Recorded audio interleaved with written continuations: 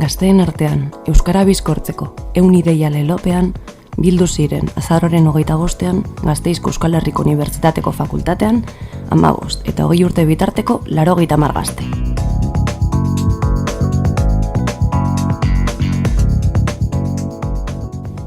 Gazteek taldeak osatu zituzten eta talde bakoitzak euskararen erabileran eragiten duten eremu hauek aztergai izan zituzten. Familia, eskola, lagunartea, kalea, aisialdia eta toki publiko.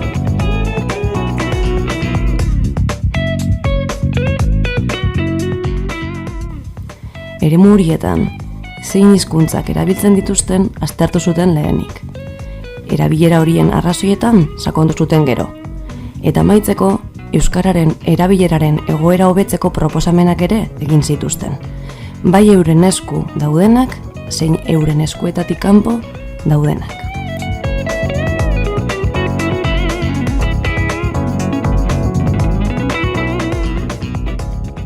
Saioa baloratu ostean, esketz batzuk antzestuz, amaiera eman zioten Gol Kafeari.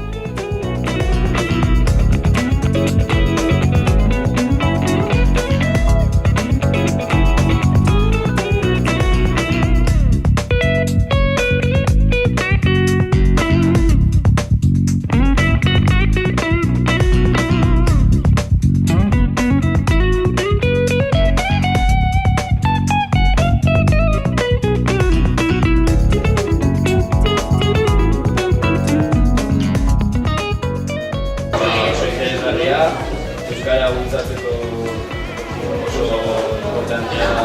Oso egokia. Niri oso divertida. Interesgarria. Niri interesgarria eta egokia. Importantea. Interesgarria. Horrela puntan. Ondo. Gero antzerki egiterakoan dena lotzatuta hasieran taola, pero gero ja bukatzerakoan en plan, ordu erdi gehiago egotea hor antzesten. Kafea. 80 gazte, 100 ideia.